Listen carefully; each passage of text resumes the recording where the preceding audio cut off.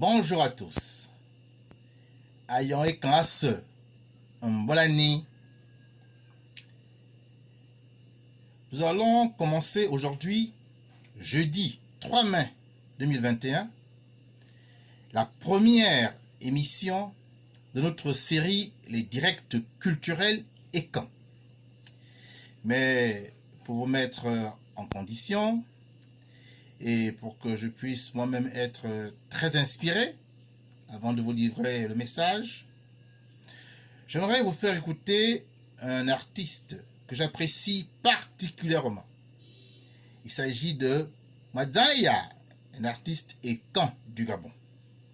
Et il va vous interpréter une de ses chansons que j'apprécie aussi énormément, Mon écan. Je vous laisse écouter et ensuite nous revenons pour entrer dans le vif du sujet.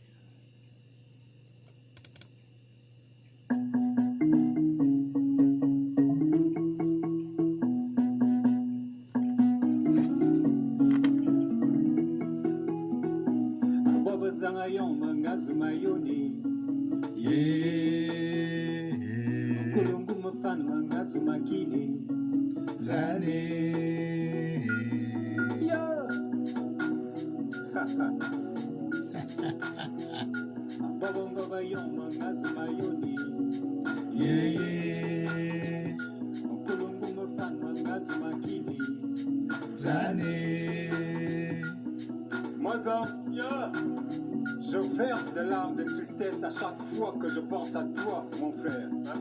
Notre père s'est tué au travail pour nous élever avec son champ de cacaoyer. Comment? Il a financé nos études du CP jusqu'à l'université. Je m'en souviens encore comme si c'était ce matin. Je vois ses mains rigueuses, sa peau écarlate sillonnée des multiples meurtrissures. Papa s'est sacrifié pour faire de nous des hommes comme il faut. Il a payé tes études en Europe, le Cimitan, au Kobo-Sikolo. Vedez, avant sa mort, monsieur, il nous a légué le village.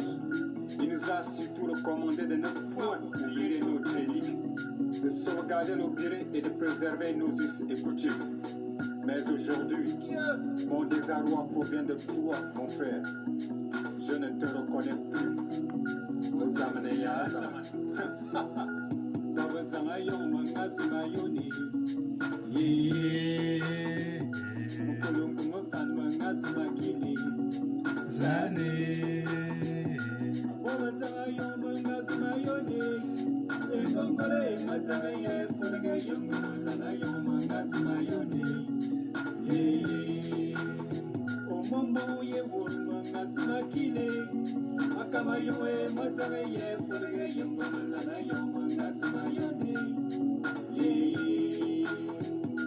Tu deviens ce nouveau nègre falsifié, ce nègre chuqué par le monde occidental qui pense que l'Afrique ne peut être sauvée que par notre peuple.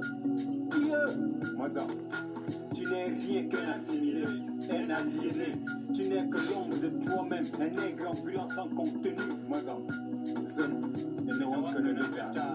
Te souviens-tu de cet adage quand il dit mon enfant, au sous-soir, tu as couché avec notre sœur. Ensuite, tu as violé ta première fille, Et dans la foulée, nous avions appris que tu appartiens à une lugubre organisation étonnante.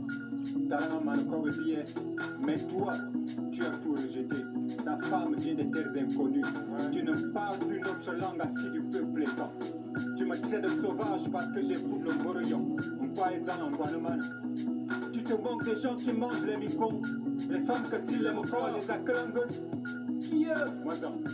J'entends que tu clames partout que tu es un écan.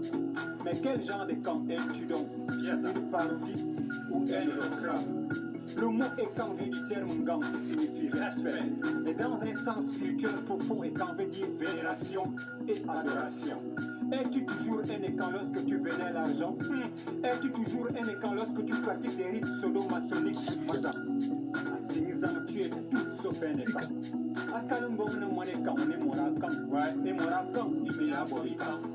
Et je vois comme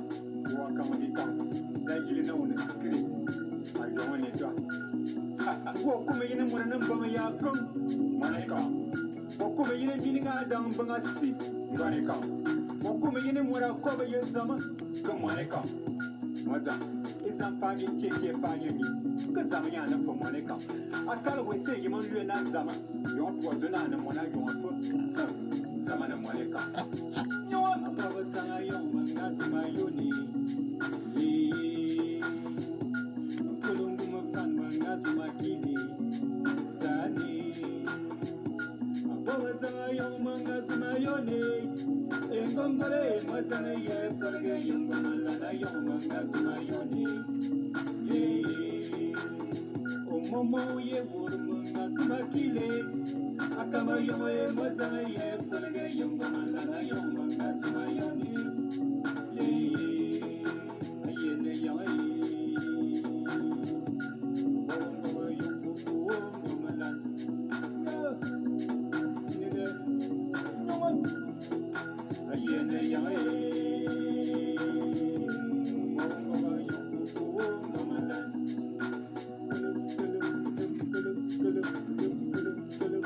Ayene yoye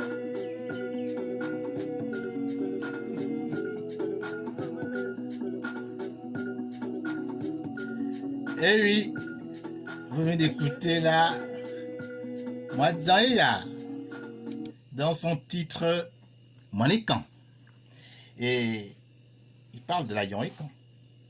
Et aujourd'hui, nous allons parler de la civilisation Ekan, dans un de ces aspects qui nous semble les plus importants, c'est-à-dire un Voroyon. Mais lorsqu'on parle de Voroyon, peut-être faut-il venir aux origines, à l'homme qui est à l'origine justement de cet avènement, à la source de ce savoir qui deviendra plus tard savoir militaire, puis initiatique, puis historique.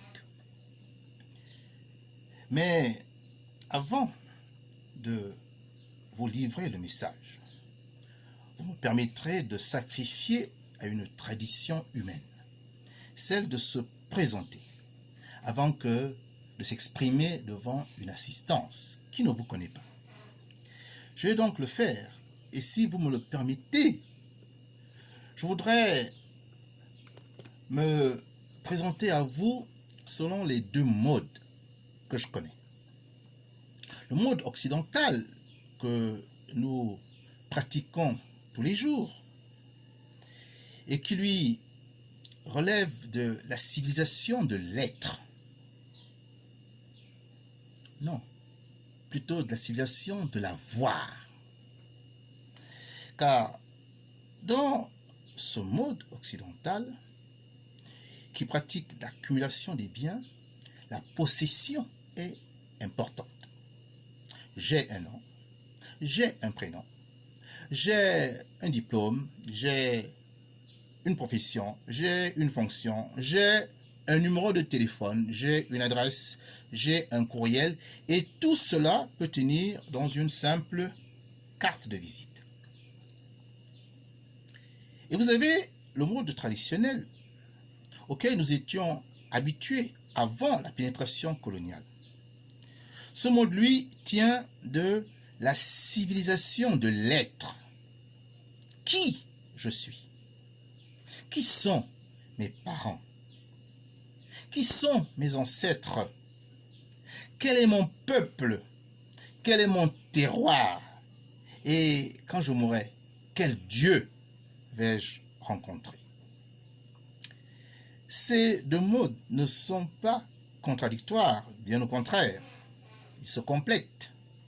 Et après une présentation dans ces deux versions, vous aurez une idée assez précise de la personne qui s'est présentée à vous. Je vais donc commencer par me présenter selon le mode traditionnel, le mode kamite, le mode Ekan, du peuple Ntoumou, dont je suis membre. Autrefois, on se présentait en langue, mais aujourd'hui, le monde est multipolaire, multidimensionnel, et tous ceux qui nous suivent actuellement ne sont pas forcément des locuteurs de la langue Ati, la langue du peuple Ekan. Je vais donc le faire en français. Mais vous aurez la substance de ma présentation dans cette langue étrangère. Je suis Ngomombe, le fils de Ngomombe, lui-même fils de Ve Abosso, Abosso Obama, Obama Moto, Moto Ngongo, Ngongo Eyele Obama, Obama Asso, Asso Musebe, Museme Ba, je suis un Eba, je suis de la Yon Eba, Eba Missem, les Eba sont des Yemisem, Missem Ze on sort, Ngoro, Ngoro Obwa, Obwa Mokom, Mokom Bokoko, Bokoko Bomba, Mba So, Asso Ntumu, je suis un Tumu, je ne suis pas un fan, je ne suis pas un Okak, je ne suis pas un Mvunden, je ne suis pas un Meigne, je ne suis pas un Nkwini, je ne suis pas un Beti, je suis un Ntumu, descendant d'un Tuma Firi, à Firikara. Quand je me suis présenté, j'ai laissé entendre que j'étais un Eba. Les Eba sont un haillon, justement du peuple Ntumu. Et les Eba sont aussi des Yemisem, une branche des Yemisem, car tous les Eba sont des Yemisem. Mais tous les Yemisem ne sont pas Eba. Les Yemisem et les Eba sont parentés aux Esseseigne, qui eux-mêmes sont également parentés aux Yebimveigne, qui sont parentés aux Essassom et qui sont parentés aux Oyok.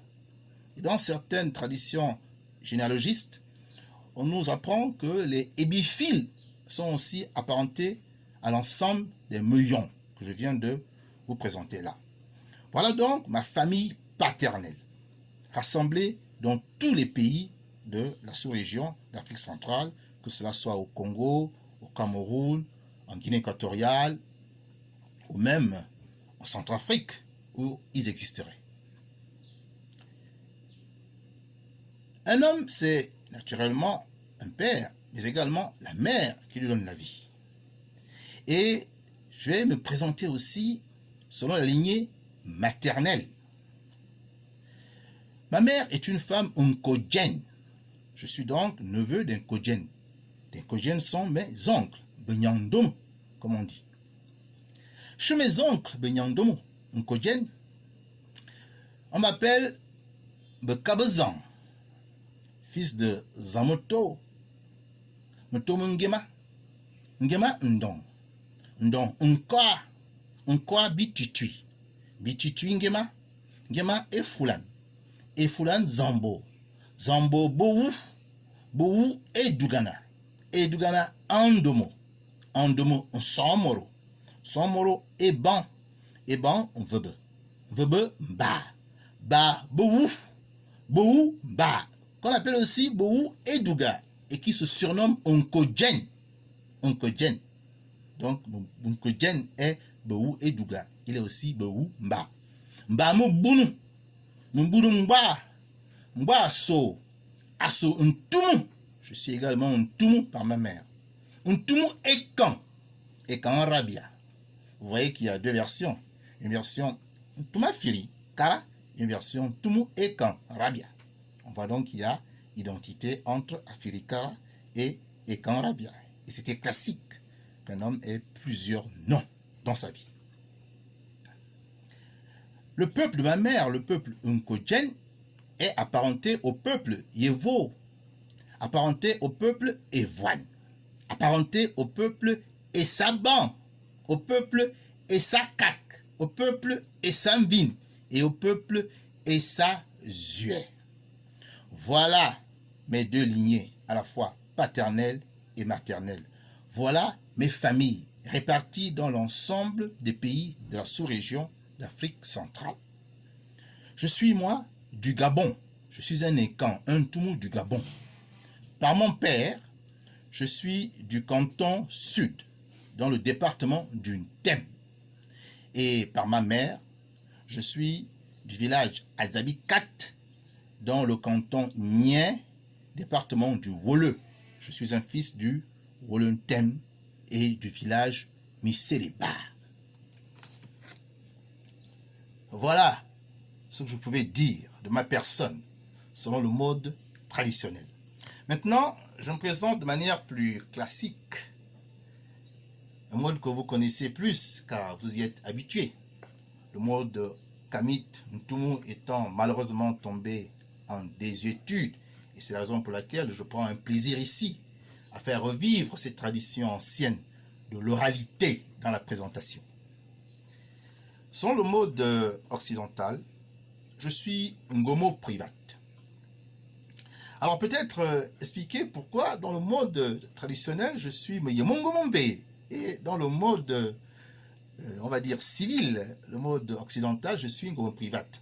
Mon père, pour des raisons qui sont les siennes, n'a pas voulu respecter la règle de patronymisation et camp, dans laquelle chaque homme, chaque femme doit avoir son nom propre à lui. Et juste à côté, le nom de son père, ou parfois le nom de sa mère. Donc, Meye est bien mon nom, et Ngomo, celui de mon père. Mais mon père a estimé que je porterai son nom et je n'aurai pas de nom personnel, ce que je respecte. Mais dans le cadre de mes activités culturelles traditionnalistes, je m'efforce de toujours faire remonter ce nom qui aurait dû figurer dans mon acte de naissance. Mais pour respecter les volontés de mon père, je vais donc m'en tenir dans le cadre de la présentation occidentale à Ngomo Private ou Private Ngomo. Je suis titulaire d'un 3e cycle en mathématiques informatiques, obtenu à l'Académie de Montpellier, à l'Université des sciences et techniques du Languedoc-Roussillon, et je suis donc un informaticien, cadre supérieur à l'Agence nationale des infrastructures numériques et des fréquences qui est rattachée à la présidence de la République gabonaise. Voilà pour ce qui concerne mon cursus professionnel. Je suis par ailleurs, dans le cadre totalement extra-professionnel, un amoureux de la culture et de l'art. Je suis un amoureux des sciences sociales, des humanités classiques, et Kamit. Et dans ce cadre-là, je suis promoteur artistico-culturel de la première bande dessinée de Mvoroyon, Alomundo Minko, que beaucoup, je pense, parmi vous, ont eu l'occasion de lire. Je suis aussi membre de plusieurs associations, dont 2 qui me semblent importantes à citer ici. La première est l'association Fondation Mebe, qui a été créée par le président Tira Obiango Vono, qui est mon maître culturel, et qui, elle, est de droit gabonais, dont la mission est de collecter les informations, les analyser et ensuite les diffuser aux différentes personnes intéressées. Je suis aussi le scribe, le secrétaire général d'une association, elle, de droit camerounais, qui est donc régionale, transnationale.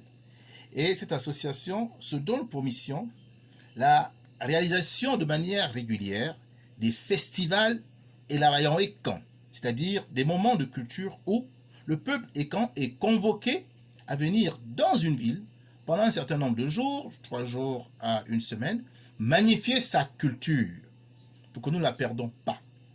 Il y a des initiatives assez intéressantes qui se sont déjà déroulées au Cameroun, dans la ville d'Ambam, mais il serait bien qu'il y ait une rotation, que nous puissions faire un festival et la rayon écan au Gabon également, en Guinée équatoriale, pourquoi pas au Congo, en Centrafrique, et si cela est possible, à Sao Tomé et Principe, car le peuple écan doit se retrouver et donc dépasser ces frontières artificielles qui nous ont été imposées par la colonisation.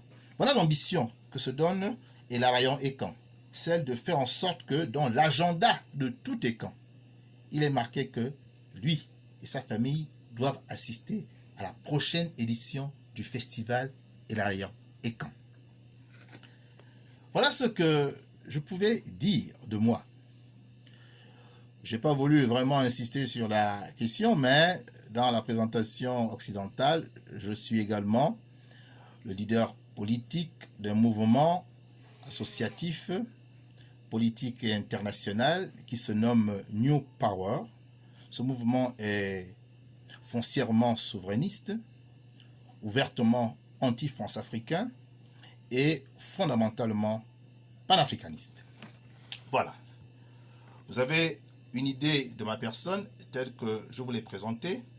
Je me sens à présent qualifié pour vous livrer donc le message qui justifie cette conférence numérique. Je vais vous donner les différents temps de la conférence qui portent sur la thématique suivante. Oyono Adam Ngwan, historicité et mythologie. Pour vous en parler, après une brève introduction, je vais entrer dans le vif du sujet qui se décompose en 3 temps. Le premier porte sur les conditions pré-Oyono Adam Ngwan. Qu'est-ce qui existait avant que Oyono Adam Ngwan n'apparaisse dans le peuple Ekan? C'est le premier temps de notre exposé. Les conditions historiques, plus précisément. Ensuite, le deuxième temps sera la naissance d'Oyono Adam Ngwan.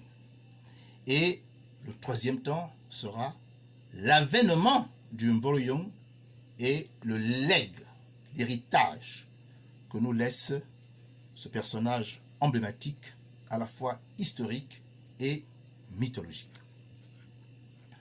Nous allons donc commencer par regarder ensemble les conditions historiques qui prévalent ou qui ont prévalu avant l'arrivée au monde d'Oyono Adam Ngwan. Que faut-il dire? À cette époque, et nous sommes là, nous nous situons au 7e siècle après Jésus-Christ. À cette époque, les Ekans n'existent pas encore en tant qu'Ekans portant ce nom, ce ethnonyme.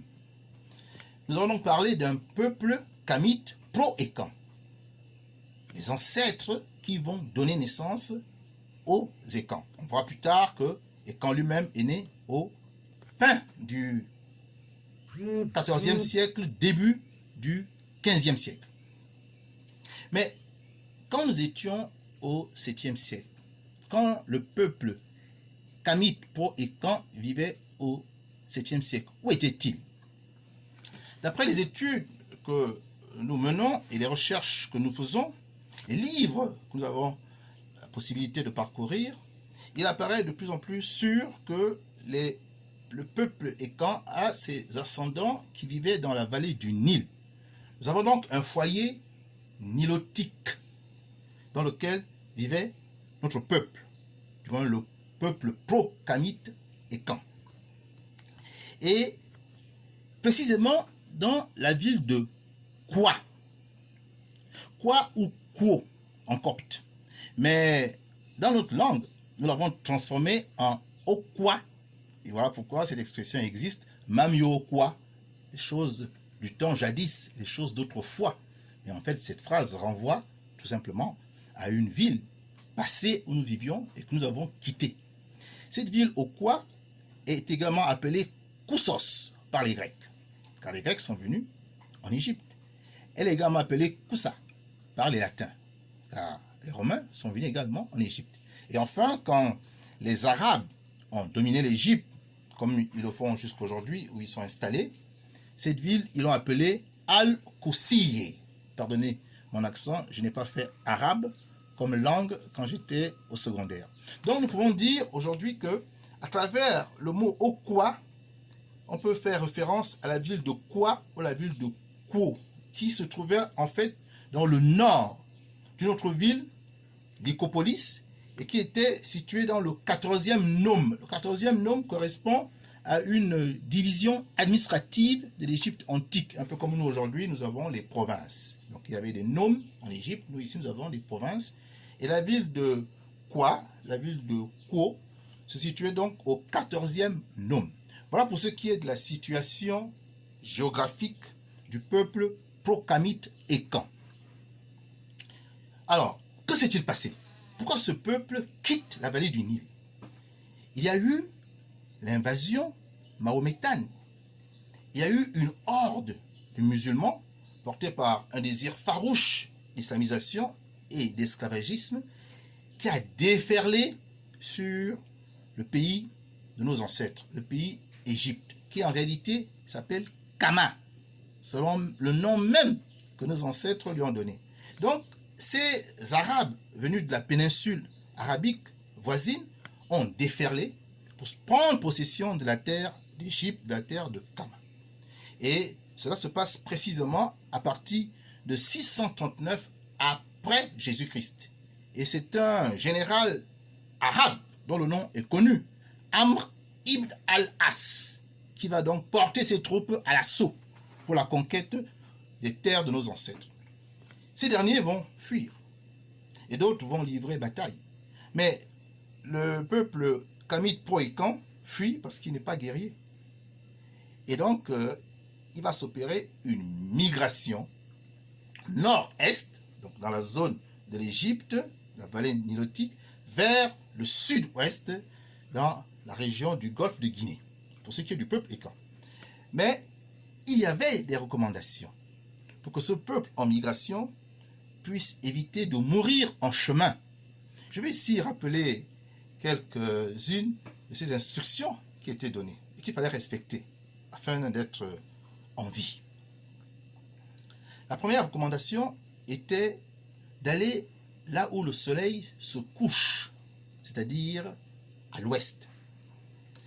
Alors, dans certaines littératures, on laisse entendre que c'est une sorte de terre promise du peuple Écan qui se trouverait au soleil couchant.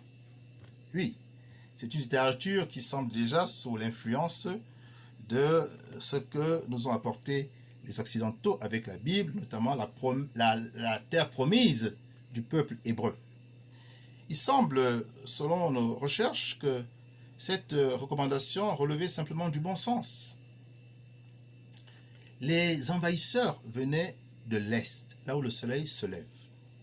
En allant à l'ouest, là où le soleil se couche, on était sûr dans notre fuite de ne pas tomber nez à nez avec les Arabes. C'est peut-être aussi simple que ça. Donc, nous devions partir là où le soleil se couche pour ne pas nous retrouver en face de nos ennemis, pour ne pas être islamisés, tués ou même esclavagisés. La deuxième recommandation, qui d'ailleurs figure dans les récits de Mvoroyong, c'était de suivre les cours d'eau, les fleuves, les rivières. Mais pourquoi? Mais parce que l'eau est fondamentale à la vie. Si vous entrez dans le désert et qu'il n'y a plus du tout d'eau, vous allez mourir de soif. Or, en faisant une migration où à chaque fois vous tenez à être près d'un cours d'eau, vous pouvez accéder donc à l'onde cristalline, vous pouvez la boire, vous pouvez préparer, vous pouvez laver votre linge, laver vos ustensiles, vous pouvez vivre. Et donc il était important dans la migration de ne pas s'éloigner des cours d'eau.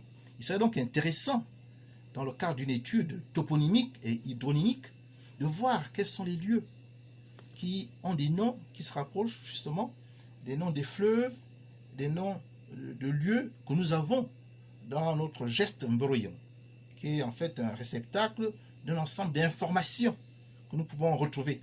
Si ce travail est fait, ce travail rigoureux, associer un nom à une rivière, peut-être que cette rivière-là existe et qu'elle a gardé le même nom, ou alors que ce nom a quelque peu été dénaturé. C'était la deuxième recommandation. La troisième, comme il fallait aussi fuir la nuit, il fallait regarder la voie lactée, qui donne donc la direction des 4 points cardinaux, le nord, le sud, l'est et l'ouest. Et les Écans partent d'Égypte. Et en Égypte, on maîtrisait l'astronomie. Les Dogons partent d'Égypte, ils connaissaient l'étoile Sirius. Donc, ces différentes recommandations ont permis aux peuples qui ont fui la vallée du Nil de s'enfoncer dans l'intérieur du continent. On imagine volontiers que certains peuples ont pris plutôt des versants vers l'Afrique orientale, l'Éthiopie, le Kenya.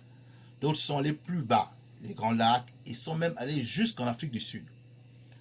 Certains peuples sont partis plutôt vers l'Afrique de l'Ouest, on pense aux Soninké, quand d'autres sont descendu vers l'Afrique centrale, on pense aux Bamileke, on pense aux Ekans. Donc cette migration a permis en même temps une dispersion des peuples qui étaient ensemble et qui finalement se sont retrouvés dans des lieux différents où ils sont sédentarisés. On peut faire des études, là aussi, très sérieuses, sur la base même des noms, des patronymes. Vous avez le nom Bekele en Éthiopie, qui ressemble beaucoup à Bekale chez les Ekans. Vous avez le nom Obama au Kenya, qui est carrément identique à notre nom à nous, Obam ou Obama. Vous avez le nom Nyang ou encore Ngom chez les Sénégalais. Et là, nous sommes dans l'Afrique de l'Ouest. Vous avez le nom Ngomo dans la région des Grands Lacs. Et c'est mon patronyme. Vous avez le nom Ngema, Bongeni Ngema, je pense à l'artiste qui a ce nom, dans la région d'Afrique du Sud. On voit qu'il y a effectivement des indications qui laissent penser que nous étions à un moment donné un même peuple avec une même langue et que la dispersion nous a amenés à nous différencier. Et cela vient confirmer la thèse de Cheikh Anta Diop qui affirmait qu'il y avait une unité culturelle africaine. Et il nous appartient, nous ses héritiers, d'étayer cette thèse en présentant les différentes instances qui, de manière systématique et on va dire irrévocable, montreront qu'il y a une parenté entre les Soninké, par exemple, et les Ekans, entre les Ekans, par exemple, et les Banyarwanda. Vous m'arrêtez qu'à ces deux peuples-là.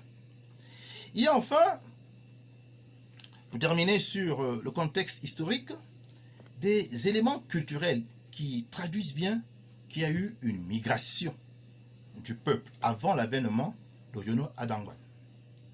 C'est des éléments qui se trouvent dans la légende des Ngunguran.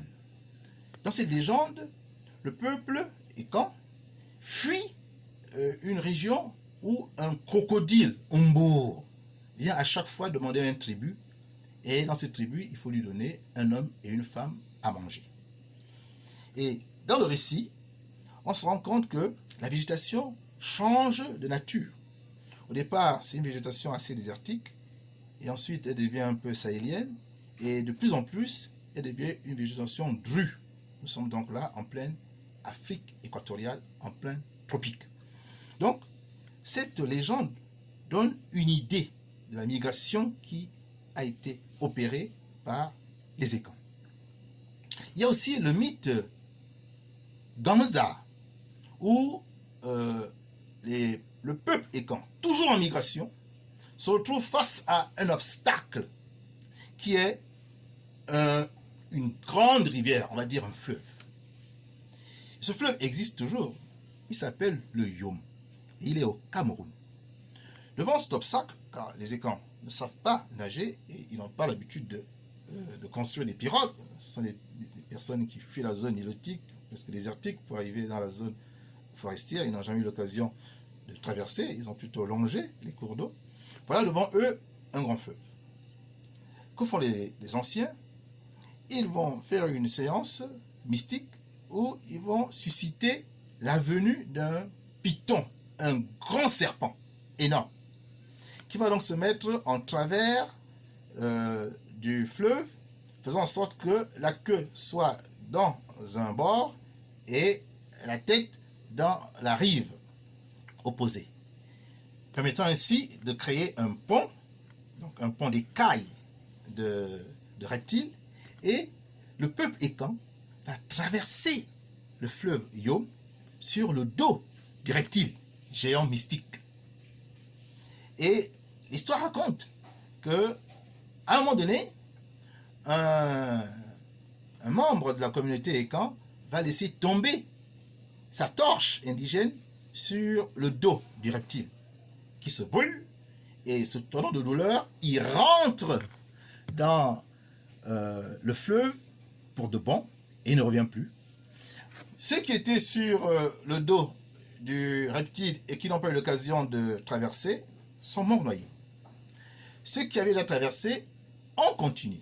C'est le peuple Ekan. Et ceux qui sont restés de l'autre côté de la rive, on finit par rester là. Et on pense que le peuple Osananga est ce peuple qui est resté de l'autre côté de la rive du fleuve Yom. Il y a aussi une autre histoire similaire. C'est la légende de Zamboga, qui elle aussi montre que le peuple Ekan est en migration. Et là, il tombe devant un obstacle, qui n'est pas le fleuve, cette fois-ci, mais qui est un grand arbre énorme, que les Ekans appellent Odzap. Chez les Ntoumou, chez les Boulou, on l'appelle Oda. Et fuyant un adversaire, fuyant des peuples qui voulaient peut-être le soumettre, les Ekans se retrouvent face à cet immense arbre, qui est un obstacle. Que faire? Car à gauche et à droite de l'arbre, il y a des ravins. Il y a des ravins. La seule solution qui se présente à l'esprit des Ekans, mais c'est de creuser la base de l'arbre jusqu'à pouvoir le traverser. Et on parle donc chez nous les femmes d'un foulou adzap. Foulou, c'est le trou. Adzap, c'est l'arbre. Fladzap. Mais les boulous, eux, ils disent odzan mboga. Mbogan, c'est le trou, et odza, c'est l'arbre. Ils ont donc inversé. Quand nous on dit un foulou adzap, fladzap, les boulous, eux, ils disent odzamboga. Mais il s'agit du même mot. Du même mot. Donc, la légende d'Odzamboga, c'est également la traversée d'un arbre qui s'est posé en obstacle et qui ne permettait pas qu'on aille ni à gauche dans le ravin, ni à droite. Il a donc fallu foncer et creuser cet arbre. Donc, dans ces trois récits légendaires et mythiques, on voit qu'il y a une migration opérée par le peuple Ekan et des obstacles qu'il faut franchir. Voilà ce qu'on peut dire dans un premier temps de notre exposé sur les conditions historiques qui ont prévalu avant la naissance, l'avènement de Oyono Adam Ngwan. Maintenant, qu'est-ce que nous pouvons dire d'Oyono Adam Ngwan? Il appartient au peuple Ekan. Mais à partir de quand ce peuple Ekan arrive-t-il à la réalité? C'est une question importante. Je vous ai dit tantôt que le peuple Ekan n'existait pas lorsqu'il a fallu fuir de l'Égypte, mais que c'était un peuple kamite pro-Ekan, c'est-à-dire que des ancêtres des Ekans, qui ne portaient pas ce nom, étaient déjà là. À quel moment l'homme qui portera le nom Ekan apparaît? D'après nos calculs, puisque en remontant notre arbre généalogique, on arrive à Ekan. Et donc, on peut établir un calcul chronologique qui fera en sorte qu'entre un père et un fils, on installe 25 ans, c'est commode, mais c'est parfaitement probable qu'à partir de 25 ans, on ait un enfant, d'autres ont des enfants plus tôt ou plus tard, mais si on prend 25 ans, c'est commode parce que 25 fois 4, ça nous donne un siècle, 100 ans. Donc, si on établit qu'entre un père et un fils, il y a 25 ans, alors, en remontant mon arbre généalogique, Ekan se situe 600 ans avant moi. Donc, nous sommes là vers la fin du 14e siècle, début du 15e. Ekan est donc un homme, fin 14e siècle, début du 15e siècle. Et qui était Ekan? De ce que nous apprenons, et nous continuons à poursuivre nos recherches, Ekan serait un homme dont le nom de naissance est Nan, chez le Ntoumou, que les Bétis disent Nanga. Et les Bétis ont toujours tendance à accentuer les lettres finales. Quand nous on dit Obama, les Bétis vont dire Obama. Quand nous on dit Nan, les Bétis vont dire Nanga. Quand nous on dit Ndong, les Bétis vont dire Ndongo. Voilà. Donc nous appartenons au même peuple car nous avons le même ancêtre. Et quand, qu'on appelle aussi Nanga, ou bien Nan, ou qui a eu comme surnom Afirikara, et quand, et donc cet homme qui est né au 15e siècle et qui va donner une grande descendance, une grande prospérité. Il avait plusieurs femmes. Alors, il y a une première version qui laisse entendre qu'Ekan avait 3 femmes. Une qui s'appelait Nyamungue, et qui lui a fait des enfants. Une autre, Saka, qui a également fait des enfants, et la dernière, Nangobe, qui a fait des enfants, dont moi, je descends. Une version différente, qui existe également, dit au contraire que Ekan n'a eu que 2 femmes, Saka et Nangobe. Saka est l'ancêtre du peuple Mbekuni, car elle a donné naissance à Nkuni Nanga, ou bien Kuni Ekan. Et elle a également donné naissance à Beti Benanga, ou Beti Ekan. Et Beti a donné naissance à 3 enfants. Il a donné naissance à Etonbeti, il a donné naissance à Boulubeti, il a donné naissance à Kolobeti. Donc Etonbeti Benanga, Kolobeti Benanga et Boulubeti Benanga sont donc les descendants, les tout premiers descendants de Ekan, Ekanna, Ekan Rabia. Et ensuite vous avez toute la postérité des Beti qui se retrouvent mélangés entre ceux qui descendent de Tono, Beti Benanga, ceux qui descendent de Kolo, Beti Benanga, et ceux qui descendent de Boulou, Beti Benanga. Voilà pour l'ancêtre féminine Saka. Et il y a Nangobe, qui elle a donné naissance à un fan Fili, ou encore un fan Nanga, ou encore un fan Ekan.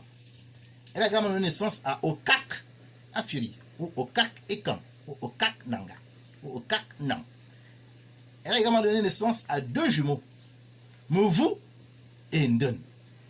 Et ces 2 jumeaux ont donné le peuple Movu Manden.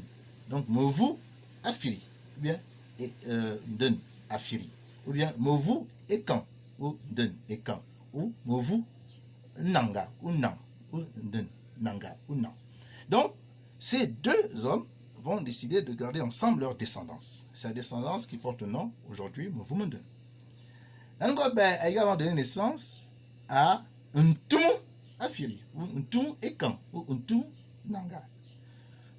Personne dont je descends. Et il y a également les Mveng qui, eux, vont être issus d'Angonuntumu Ekan.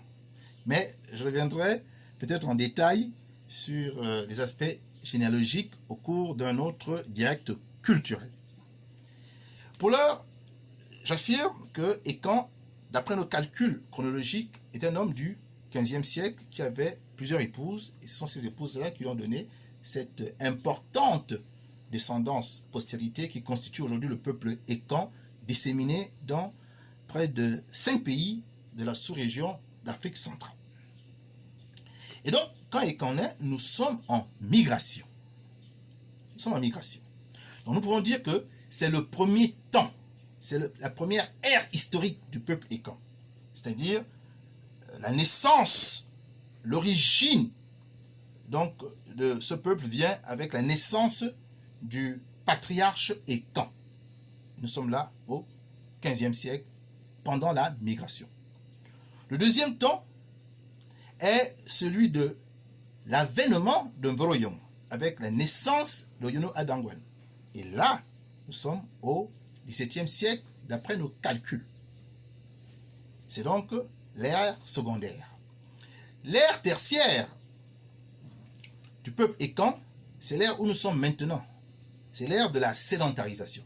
Car pendant près de 11 siècles, nous avons migré. Et nous nous sommes stabilisés, nous sommes sédentarisés.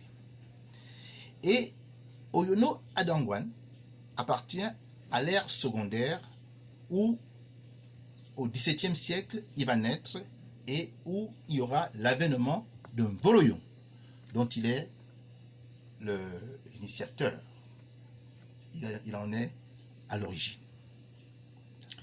Alors, nous pensons, sans en avoir de preuves fiables, nous pensons, d'après nos calculs, qu'Oyono Adangwan est né au fin 15e siècle, fin 16e siècle, début 17e siècle. En nous appuyant sur la lignée initiatique des maîtres conteurs.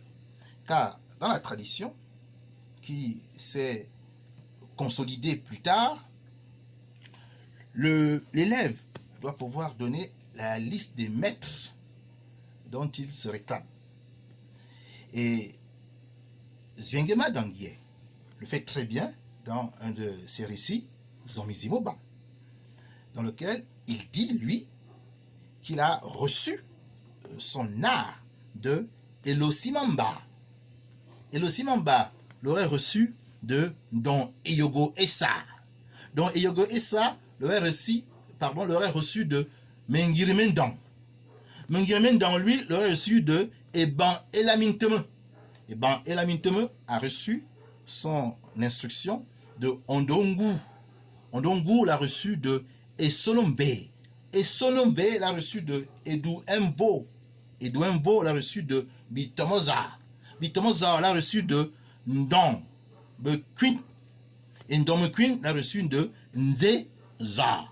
Nzeza l'a reçu de Minga Queen. Et Minga Queen l'aurait reçu de Oyono Adangwan. Donc, si nous prenons comme point d'entrée historique le conteur, le brillant conteur Zhuangema, qui était de la Lion Yenguin, eh bien, nous avons environ 13 générations à partir de lui, de maîtres qui ont donc livré leurs connaissances, qui ont transmis Voroyon à l'élève. 13. Et lorsque nous faisons le calcul entre la date probable de naissance de Zhuangema, qui est un homme qui est né au 19e siècle, donc on suppose dans les années 1800, vers la fin des années 1800, lorsque l'on fait un calcul, nous aboutissons à peu près à 25 ans multiplié par 13, puisqu'il y a 13 générations. Ça nous fait donc 300 ans environ. Nous tombons sur fin du 16e siècle, début du 17e siècle. Voilà le calcul que l'on peut faire. Maintenant, il est important de voir si la transmission donnée par Zhuangema, qui nous donne 13 générations, est vérifiée par d'autres compteurs aussi. 13, 12 générations. Alors là, on pourra avec beaucoup de certitude dire qu'effectivement, Oyono Adangwan est un homme historique du fin 16e siècle, début 17e siècle. Alors, nous avons vu à peu près ses origines historiques. Dans quel temps, dans quel siècle a pu naître Oyono Adangwan? Nous subodorons fin 16e, début 17e siècle. Mais où est-il né? Dans quelle région d'Afrique est né Oyono Adangwan? C'est une bonne question. Si c'est un personnage historique, il a bien fallu qu'il naisse dans un lieu. Cette information aujourd'hui n'est pas vraiment disponible parce que nous n'avons pas d'éléments probants. Nous n'avons pas. Et c'est peut-être là l'occasion de susciter des vocations, des gens qui pourraient faire une thèse sur l'origine du lieu physique, géographique où est né Oyono Adangwan. Pour l'heure, nous ne savons pas. Même moi, je ne le sais pas. Mais nous pouvons subodorer que c'est certainement en Afrique centrale qu'il est né. Car juste après l'avènement, le peuple Ikan va s'imposer dans toute l'Afrique centrale. Donc la naissance de Oyono Adangwan va annoncer la militarisation du peuple Ikan.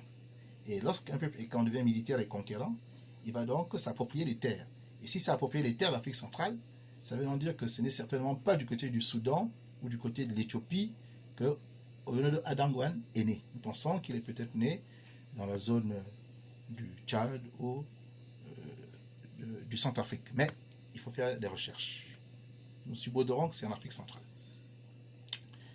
Qui étaient donc les parents d'Oyono Adangwan? Il est né d'une père et d'une mère.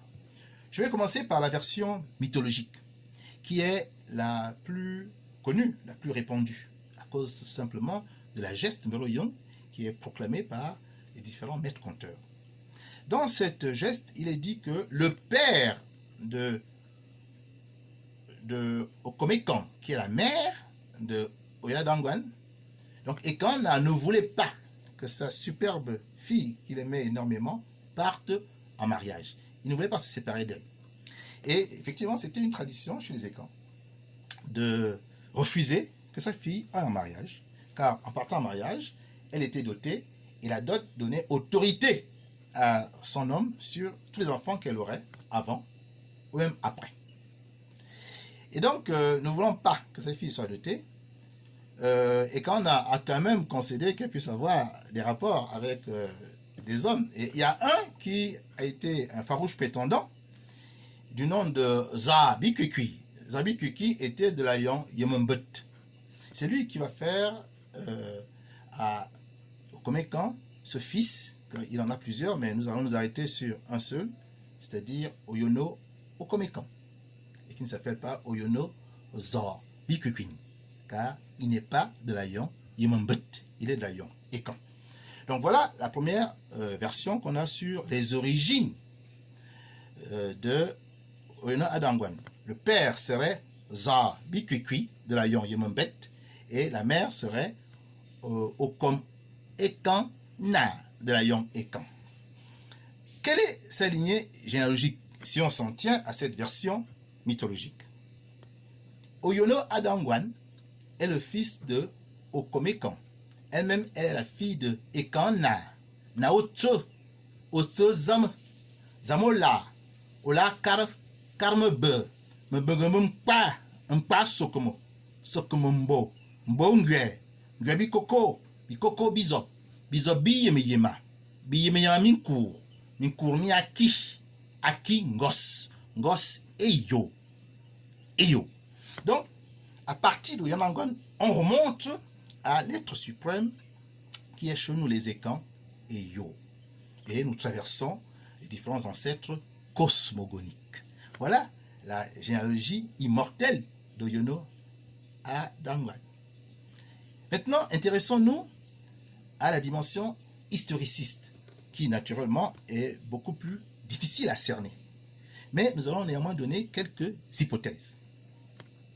La première serait que le père d'Oyono Adangwan, du point de vue historique, on ne connaît pas son identité.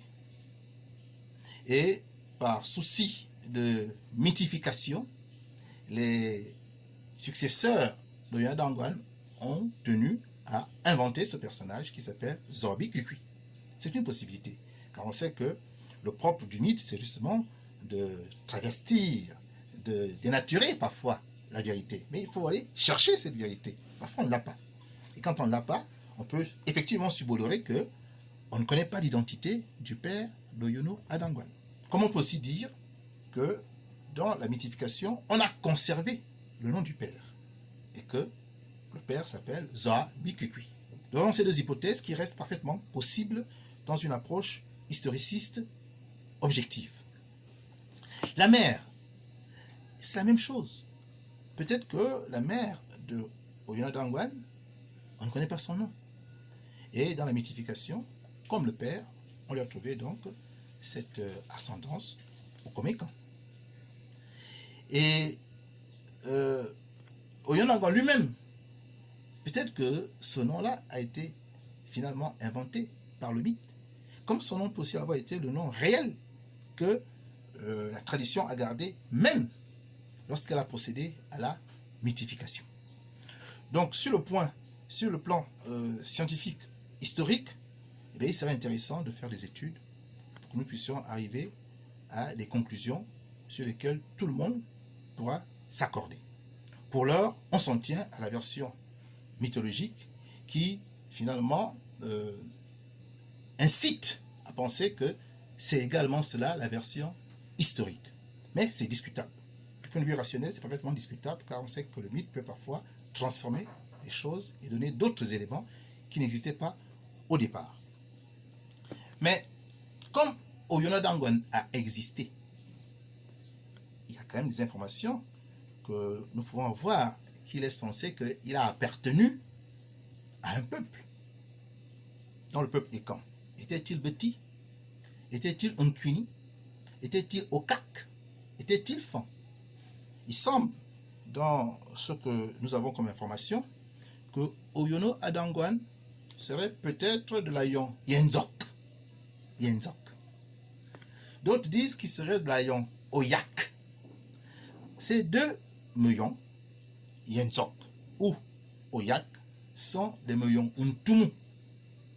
Et si ce sont des Meyon Ntumu, alors Oyono Adangwan est du peuple Ntumu. Il n'est pas du peuple Beti, il est du peuple Ntumu. Arrêtons-nous sur la Yon Yenzok. Que pouvons-nous dire? Dans la tradition généalogiste, la Yon Yenzok est issue d'un ancêtre qui s'appelait Ondzok Mbe. Ondzok Mbe. Ye Ondzok. Donc ceux qui descendent de Ondzok, Ye Ondzok, a donné Yenzok. Ondzok Mbe était le fils de Vemebui. Vemebui qui était le fils de Mebumokom. Mokombo Koko, Mokoko Bomba, Mba Aso, Aso Ntum, Ntum Afili, Donc, à travers cette information qui laissera entendre que Oyona Dangwan serait de l'Ayon Yenzok, alors nous arrivons à Ntumu, et donc Oyona Dangwan est du peuple Ntumu. Et donc, Mvoroyon est issu de cette communauté particulière du peuple Ekan. Une autre version laisse entendre qu'il serait Oyak. Et là, l'information Oyak proviendrait du fait que les premiers conteurs, on va dire du 16e, 17e siècle, étaient surtout de l'Ayon Oyak. Donc on suppose que si vous êtes d'un Ayon, vous allez naturellement transmettre d'abord votre connaissance aux gens de votre communauté.